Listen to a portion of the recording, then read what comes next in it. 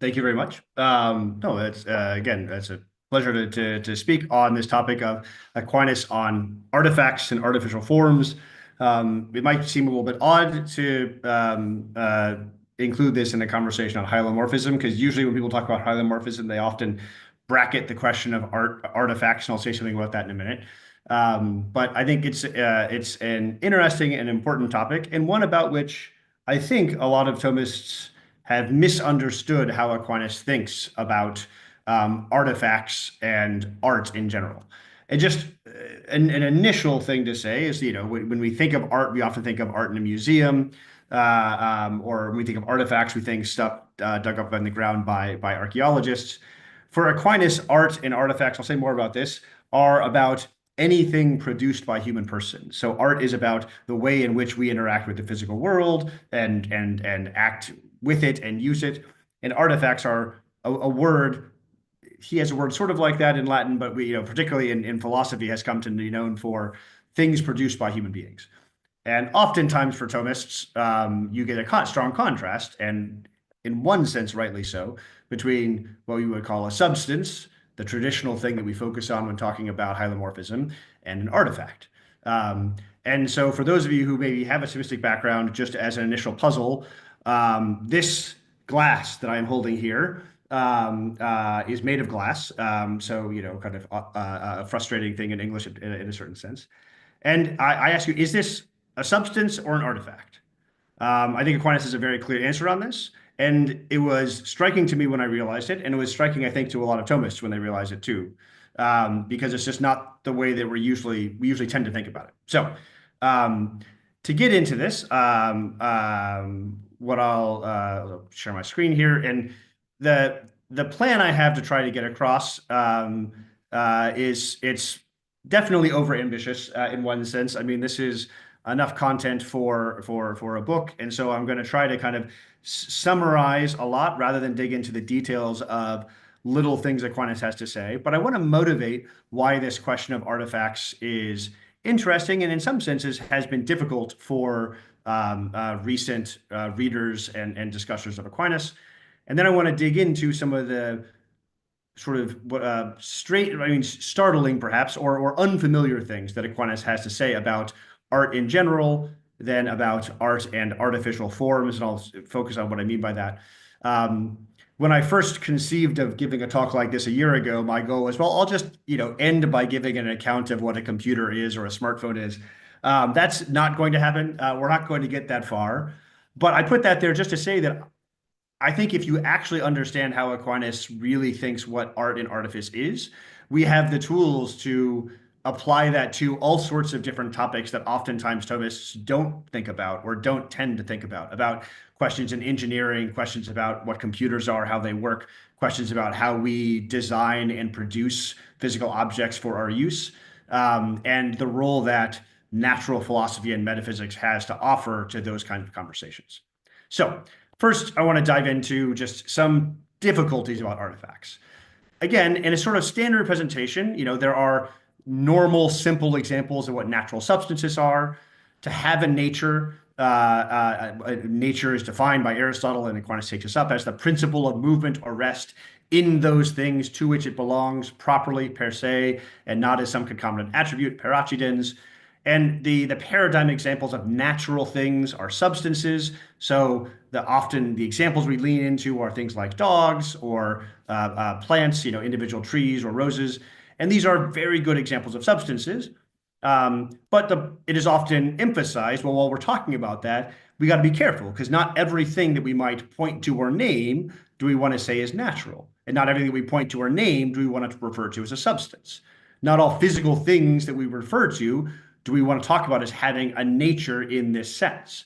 And a kind of standard way of saying is like, look, a dog has all sorts of interior principles of activity and motion that make it be a dog, whereas a table doesn't. It's a collection of pieces of wood put together in a particular way, and there's no interior principles in the wood that order it to being a table.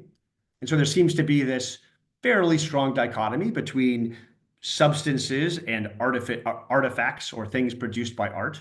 And we can identify the one as having these interior principles of motion, whereas the other lacks it. And the one, therefore, is a substance with a substantial form, and the other, in the kind of hylomorphic way of talking about it, we could talk about as being having an artificial form. And this is the language that Aquinas uses. And again, he often presents this in a kind of dichotomous way.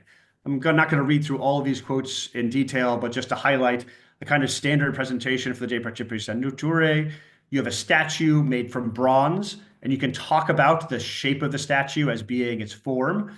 But he says specifically, but it is not a substantial form, because the bronze existed before it received whatever shape it had. That the shape the bronze receives to make it a statue is an accidental form, because all artificial forms are accidental. And so this is, a common enough statement of Aquinas that it's very well accepted by Thomists. Artificial forms are accidents. Got it. Accidental forms. They're not substantial forms. And then there's, sometimes an even starker contrast. For instance, this line from the De Anima, there's a distinction between physical, that is natural bodies, and others that is not natural but artificial. Natural bodies seem to be more properly called substances, whereas artificial bodies are not. And you can find quotes in the Metaphysics, you can find quotes elsewhere that seem to lean in this direction. And so it seems to be that Aquinas is setting up this, general dichotomy in reality between things that are substances and things that are artifacts. But is that actually the case? Again, there are common examples of artifacts where this seems to be pretty, reasonably straightforward. A statue, a house, a saw. These are examples he uses. I mean, it's hard to think of a house as being a substance, and you shouldn't. But then there are, other weird things that Aquinas says that people have noticed recently that bring this to question. What about something like bread? He asks about this in the context of the Eucharist, transubstantiation. If there is a change of substance, transubstantiation, then it seems like bread should be a substance. But there's a worry about this. One of the objections in the Summa Theologiae in this context says it seems that the substantial form of bread is an artificial thing, therefore its form is an accident. Just quoting what we saw in the De Principii Naturae. It's an artifact, it's an artificial form, therefore its form is an accident. Therefore the accidents remain, therefore the bread remains. And yet Aquinas' response might seem strange. There is nothing to prevent art from making a thing whose form is not an accident, but a substantial form. So somehow art can make substances. And the example he uses here is frogs and serpents being produced by art. It's a whole tangent there. I'll set that aside for the moment. For art produces such forms not by its own power, but by the power of natural energies. And in this way, it produces the substantial forms of bread by the power of fire baking the matter made up of flour and water. Okay, so art can produce substances in some contexts, but what about this distinction between artifacts and substances here? Another example perhaps is health. He just talks about health being produced by art, and yet seems odd to think about health as an artifact, as an artificial thing. And other examples I could raise. If you read contemporary Thomists on this, you see that there's, again, certain aspects of consensus and yet a lot of confusion. Again, broadly speaking, the recognition that artificial forms are not substantial forms, but does that mean that there's no substance that's an artifact? Does everything produced by art have an artificial form? Does everything produced by art necessarily become an artifact and therefore not a substance? How does that work? And you can see varied approaches to this and even contradictory approaches to this. So just to highlight a few, Eleanor Stump talks about that we can identify substances as emergent wholes whose properties and causal powers are not the sum of their constituents, whereas we can't say that for artifacts. And yet that's a kind of language and terminology that's not explicit in Aquinas. You might be able to find links there, but that's something she's adding to his conversation. Michael Rhoda, who first kind of pointed out in the literature the quote from about bread in transubstantiation, argues anything produced by art, by human activity, is an artifact, but some artifacts are substances in virtue of their form. So he's saying it has an artificial form, but it's also a substance. But that seems contradictory to some of the other things that Aquinas has to say. Brown here, I won't read the whole thing, kind of tries to sort of understand the question of bread by saying, well, if we could imagine a situation in which no human person was involved and yet bread came about, then we could still talk about it as being a substance and not an artifact. And yet, I would argue that's definitely not the way Aquinas is thinking about this. Marmodoro and Page talk about the substantial form being linked to the generation, the coming to be of the artifact or coming to be of the substance, and that doesn't happen in artifacts. In short, the problem with their way of approaching it, I think, is that that also cuts off all inanimate substances. I mean, their approach works really great for living things, but doesn't apply to non-living substances. Fazer leans into the question of teleology, intrinsic and extrinsic teleology. There's not a kind of consensus about, well, what makes an artifact be an artifact? What is an artificial form? So that's what I kind of want to dig into.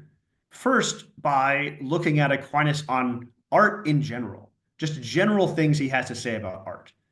And the first thing I want to say, if we were doing this in person, I'd ask a question, I'd raise a hand of how many different kinds of art or artifice or artifacts or things produced do you think Aquinas mentions in his corpus? Because again, there's a kind of standard set of examples, houses, tables, knives, that people kind of statues that people sent around. And yet, if you actually dig through his corpus, there's a lot. This is just a selection, but it ranges from cooking, baking, distilling. You can look at like playing musical instruments, making musical instruments, horsemanship, riding horses, making saddles, riding saddles. Strange things. He mentions clocks. He mentions engines. He mentions machines for lifting stones. He talks about wells. He talks about aqueducts. He talks about battering rams. There's a lot of different arts and artifice Aquinas has in mind when he's thinking about this. And sometimes when we focus on just a couple of examples, I think sometimes this limits our vision. So I think it's important to be kind of open-ended about how we think about art and artifice in general. So, okay, well, what then is the connecting tissue that links all these things together as art for Aquinas? Well, the standard definition that he gets from Aristotle, from the Ethics, Book 6, is often translated into English, a habit concerned with making under the guise of reason. So in Latin, habitus factivus cum vera ratione, or so it's often sometimes it's shortened as right reason with respect to making, recta ratio factibilium. But there's already an issue of language here, and that at least in English, factivus is often translated as making. Facere is usually translated as making or producing something. But for Aquinas, it's broader already. His notion of art is broader than making from the very beginning. So briefly, he distinguishes in the beginning of the Ethics between axio and factio, action. So axio roughly translates to action. Factio, as I'll say, is partly making, but more. So axio is things that we do that remain in us in a very interior way. And the way that he refers to these are examples of seeing, willing, understanding. This is the realm of prudence. This is the realm of the virtue of prudence and the interior, it's sort of the interior life. And he distinguishes from factio as operations, activities, things we do that pass over into external matter. And immediately he divides these into two kinds. One, where a person accepts external matter for use, and his examples are riding a horse, playing the zither or a guitar. Elsewhere, he will refer to even to something like gymnastics or dancing as a kind of art for use, where the use is our own body. And he distinguishes that from factio, that takes external matter to change it into some other form. The classic examples of building a house or a bed. So yes, art can produce things, but it doesn't need to. Art can just be about using things, and often is just about using things. And that's a huge thing to kind of keep in mind, particularly when you read Aquinas and you see words like artificialia, so the Latin for the word artificial. It need not necessarily refer to producing anything. It could just be a kind of activity.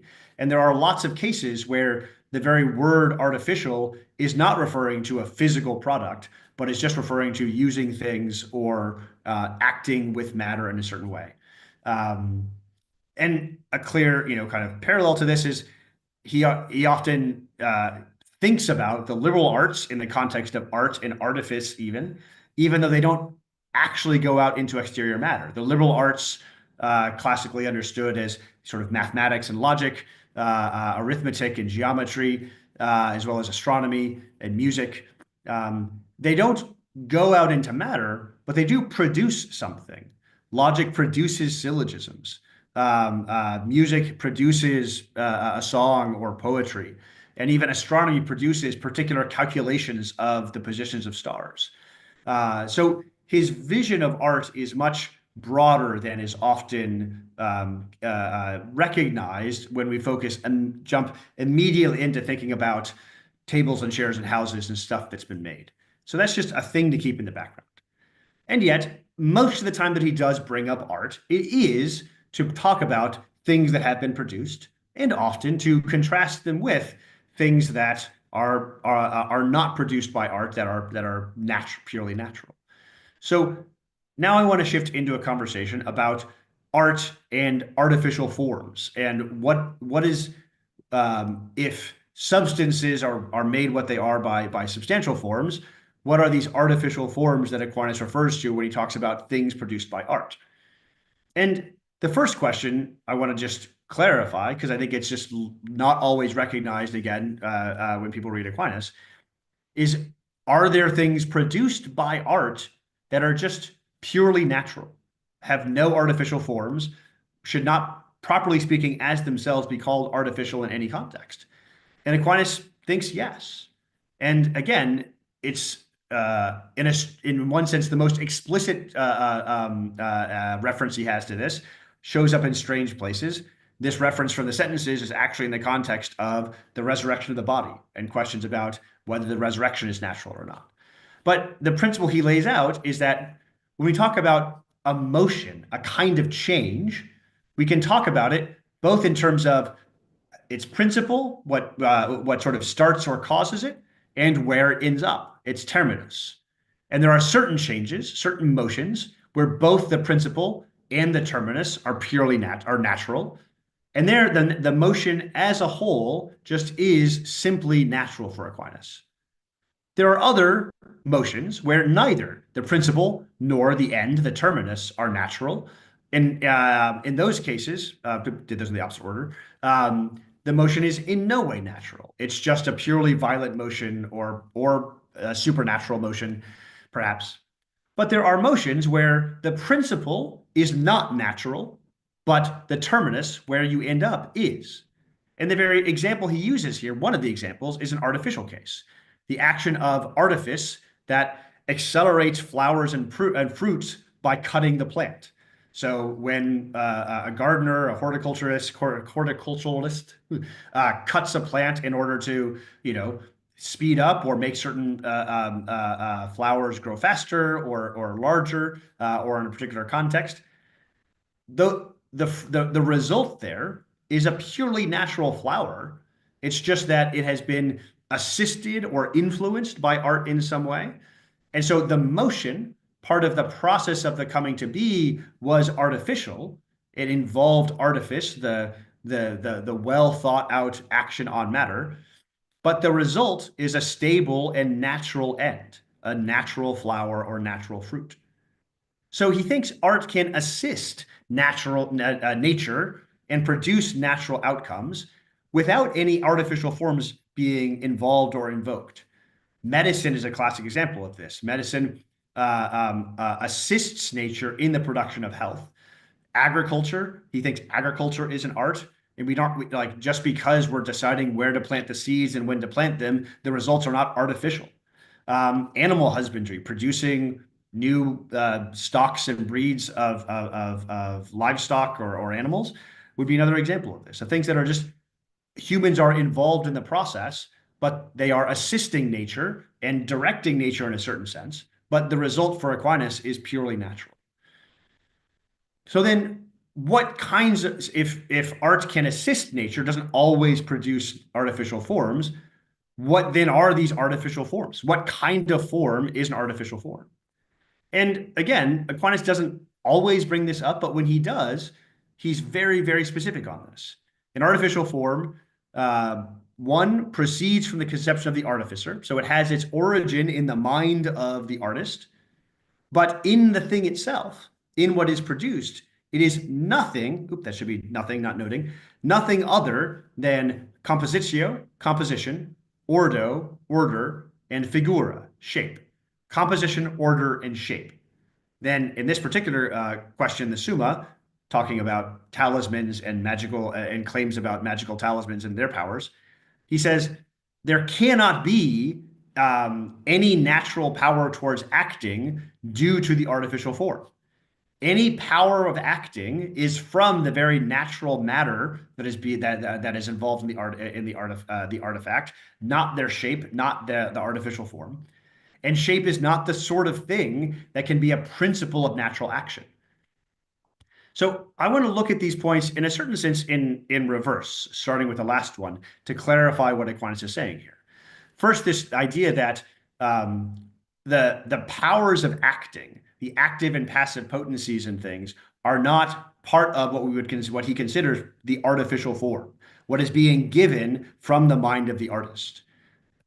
And so I want to lean in specifically to that part 3a. There's other things to say about 3b, but just look at 3a briefly. And again, in a kind of strange place, he makes this extremely clear. In particular, actually, he's talking about what angels and demons can and can't do. He says no creature besides God can directly impose or infuse any accidental or substantial form on matter. It cannot give a substantial form or any kind of active potency to matter directly, just by willing it.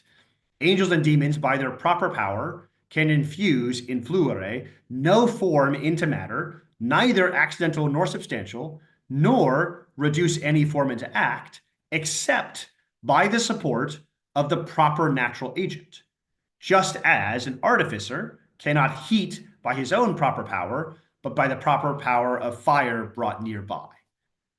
So again, he's talking about what angels and demons can do, but it's the same limitation would apply to us. We cannot decide in our mind that I would like this artifact to simply have some substantial form, or to simply decide that I want it to have some quality or color or transparency or hardness. I can't just decide for it to have that unless I figure out what the proper natural agents are to bring about that particular quality, that particular substantial form. Art can impact these accidental and substantial forms. It can bring about changes in the sensible qualities of things and in the substantial forms, but only by using the natural active and passive potencies already present in nature. For Aquinas, and this is not just him, this is actually a seems to be universally accepted across the medievals, despite all of their debates about artifacts and other things like that. All of them accept that art doesn't give qualities or substantial forms. There are no artificial sensible qualities, active or passive potencies, or substantial forms. All of those are things found in nature. These can be drawn out of art by assisting nature in understanding and using natural active and passive potencies, but the results are still what nature gives, not what is thereby art. Aquinas even says, in a certain sense, that we can do more than what art does on its own, insofar as it's just difficult more than what nature does on its own at times, insofar as nature doesn't arrange the things usually that way. But we're still drawing it out of natural potencies. And I think this is where the case of bread and even a lot of cases about contemporary chemistry would fall. Okay, moving along. There's a lot more to say about each of these, but I want to lean in then. So then what then is the artificial form? Again, he says it is nothing but composition, order, and figura or shape. And here I'm going to set aside that we're going to sort of divide the kinds of artifacts we're talking about into two. And I'm going to focus on what I'm going to call single object artifacts. Artifacts that are made of one kind of continuous substance. Because composition and order, as I'll say, really apply to kind of complex artifacts like houses and tables and chairs with lots of things brought together. Whereas if we're thinking about a single object, a single bronze statue, or the glass that I talked about before, the artificial form is, for Aquinas, nothing but its shape. And again, shape is a quality for Aquinas. It is a quality about quantity, though. It's a shape, it's a quality that determines the termination of something, where its boundaries are, but is not of itself active in any way. And he uses two words for this, figura and forma. Both, figura links to like mathematical figures. Forma actually originally meant shape, but in this context really applies primarily to artifacts. And this is really what he's digging into when he's talking about artificial forms. The forms of artificial things are their shapes or something very, very near it. And to get a sense of why the shape is so important and why the shape is so important for an artifact in particular, I want to sort of take a bit of an excursus away from Aquinas in some ways, but kind of that follows some of his reasoning. What is the shape of a dog? Right? A dog, if it's healthy, has a head, 4 legs, a tail, 2 ears, 2 eyes, heart, liver, kidneys arranged in a proper way. And if it doesn't have that shape, then there's something wrong with that dog. Now, over the course of the life of the dog, that shape is going to change. The embryonic dog has a very different shape than the mature dog, but there is a proper shape for the dog for each stage of development. And not having that shape is a sign of something wrong with the dog. And insofar as the dog is healthy, it is ordered towards producing a individual substance with a particular shape. What's the shape of water? It depends upon the container. It doesn't actually bring anything of its own to shaping it. It just is whatever shape that the container it's put in is. What's the shape of a quartz crystal or a piece of granite or a piece of marble? It depends upon the contingent history of that quartz. The particular piece of quartz will have a shape and will hold its shape and resist violence against that shape. And yet, why this piece of quartz is the size of a grain of sand versus several meters tall is a fact of the contingent history of how this piece of quartz came about.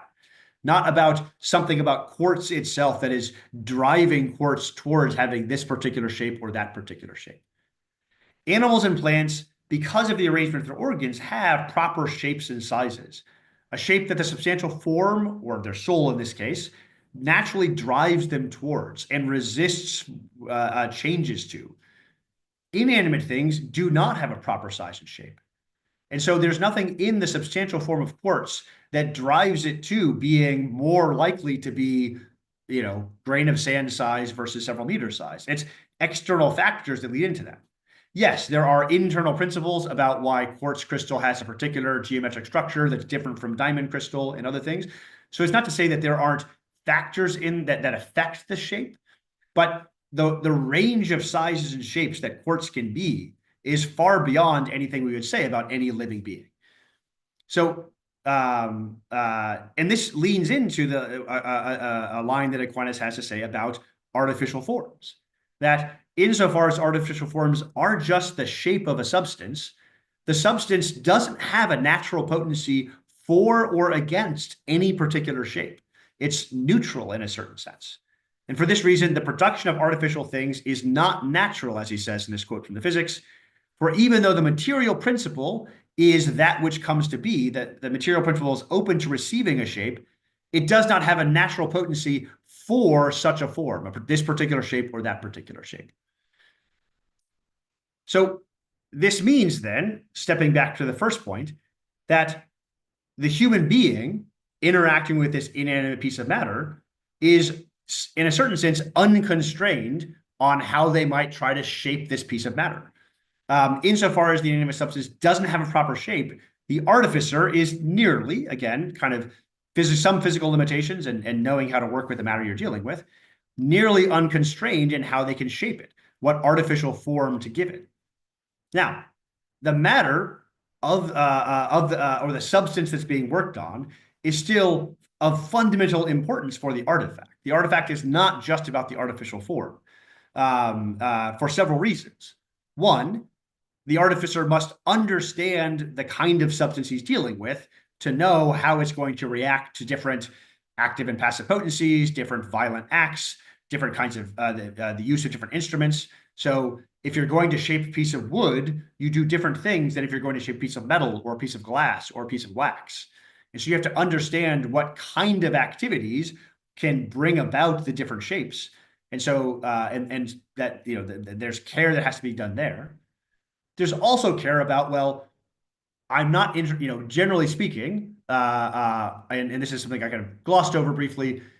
Art and the production of art is not just about producing anything. It's about producing something for a purpose, for a further use.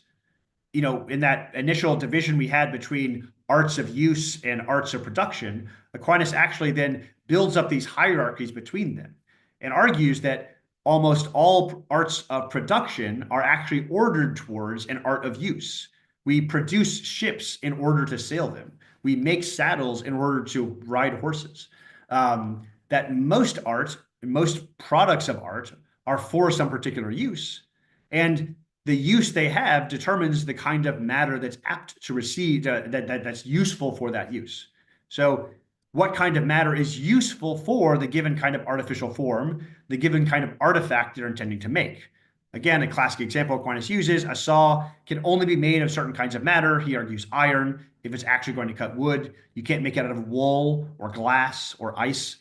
You could take ice and make it saw-shaped, but it's not going to last very long once you start trying to cut wood with it.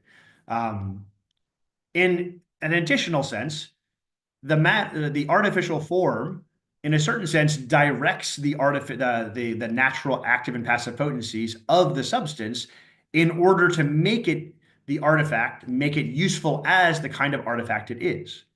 So the shape given by the by the artificer to the artifact, the artificial form given, in a certain sense, directs or focuses perhaps the natural powers for the use in mind. So the hardness of iron, which is common to all pieces of iron, can be used for different purposes and has different effects on other matter depending on how you shape it. If it's shaped, thin and very sharp like a knife, it's useful for cutting soft objects. If it's shaped bulky with flat edges, it's really useful for flattening things, either as an anvil or the head of a hammer. When it's shaped with a very intricate design and a kind of thin, long, pokey piece that is exactly corresponding to another complex mechanism that we call a lock, then it's really useful for opening specific doors. So that the hardness of the iron is used by the art, or is useful due to the shape that it's been given by the artificer, to be a particular kind of artifact for a particular kind of use.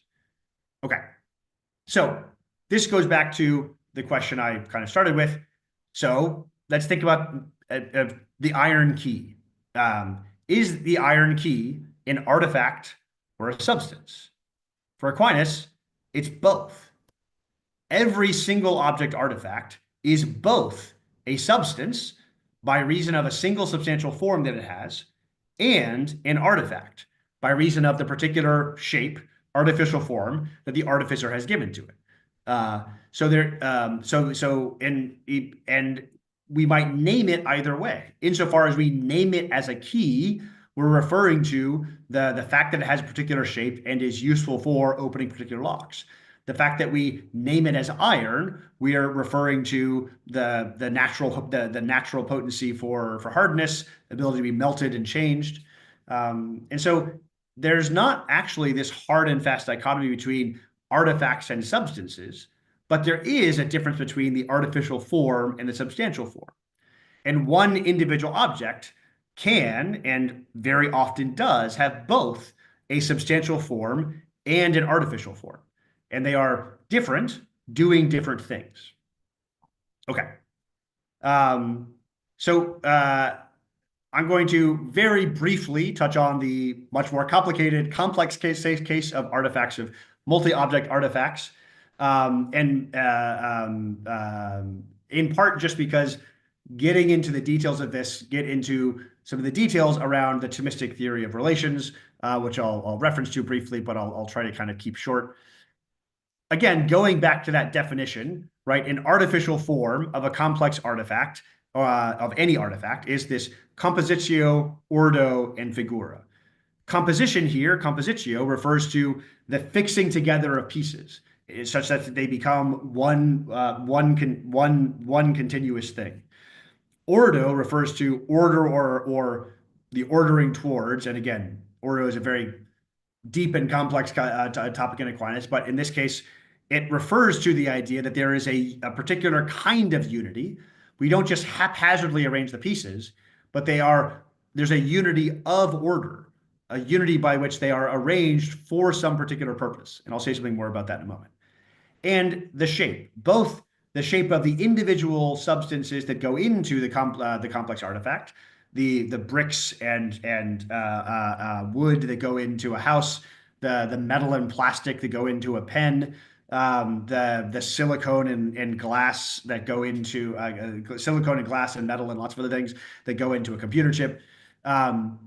So Aquinas consistent now, a point of confusion here or yeah, care that needs to be had here is that Aquinas will consistently talk about the form of a house or a complex artifact.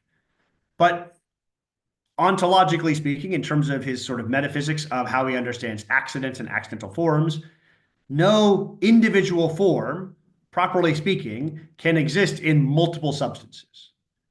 And he says this and clarifies this even in the context of multi-substance artifacts sometimes. So there is no one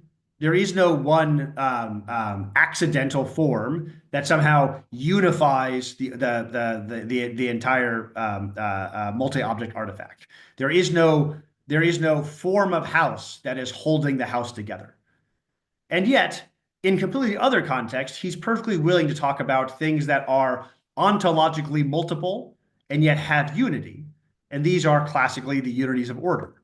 Again, he talks about a household or a nation as one thing, even though they are very clearly collections of many individual substances, lots of individual human beings. And so the artificial form, as he understands it, of a complex artifact is not one simply in the sense of one accident that is somehow shared across all of these individual pieces that go into the house or the table or the chair or the computer. But it is a unity of order. And a unity of order is a series of relations. And in particular, there's two sets of relations that make up any unity of order. One is the order of each individual to some common end or good. And then there is the relationship of each individual to each other. So in a state, he argues that, or a better, easier example is an army. The army, everyone is ordered towards victory, towards fighting war and achieving victory in war through the direction of the general. But then there are also relations between individual soldiers as to their rights and responsibilities inside of the army, so that the army as a whole can effectively and effectively achieve that goal of victory.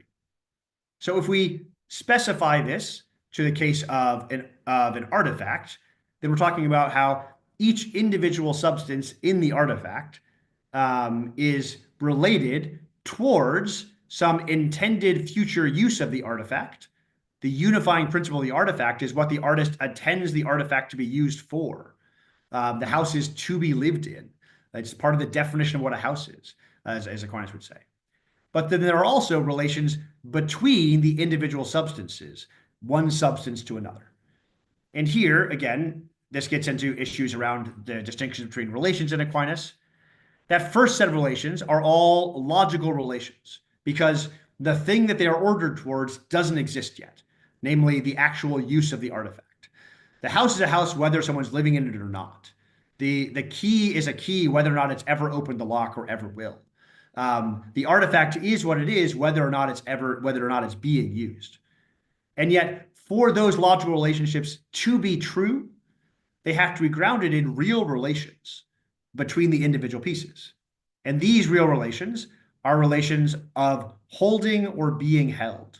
One piece holding another, or usually multiple pieces holding another in place, and founded on potential action and passion of violent rest and motion between neighboring substances. The idea being that individual pieces are held in place by one another to make up the entire structure. And again, this is easy or easiest to imagine in static cases. You could imagine, say, a brick wall where each brick, is being supported by other bricks and mortar and supporting other bricks and mortar and all held in place, and so it just becomes one fixed, unmoving wall. But Aquinas thinks that but Aquinas is open to the fact that it need not be so strict. He would say that my habit is a complex artifact of lots and lots of individual pieces of thread that are held in place with respect to one another and yet free to move in all sorts of strange ways so that I can wear it usefully. Um, so this relationship of being held is fixed but not permanently fixed.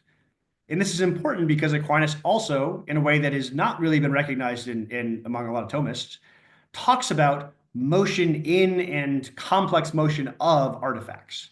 Um, Again, just to kind of hint at this, he talks about this in the context of the way that we use artifacts. So, like, there are artifacts that we move, and they move because we are moving them.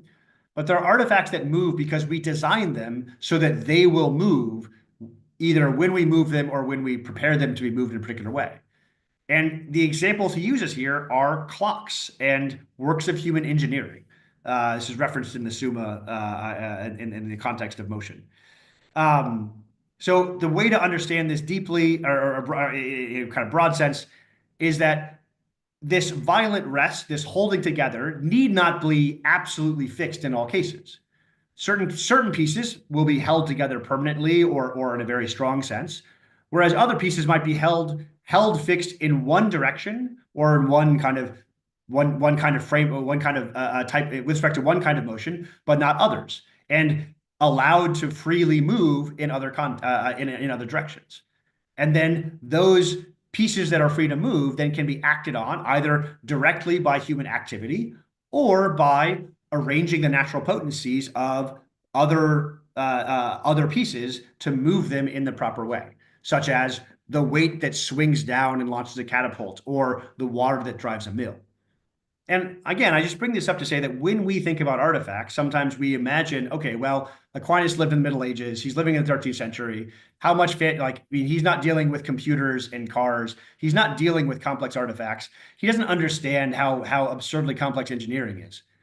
And while there's truth to that, he knew more than we realized.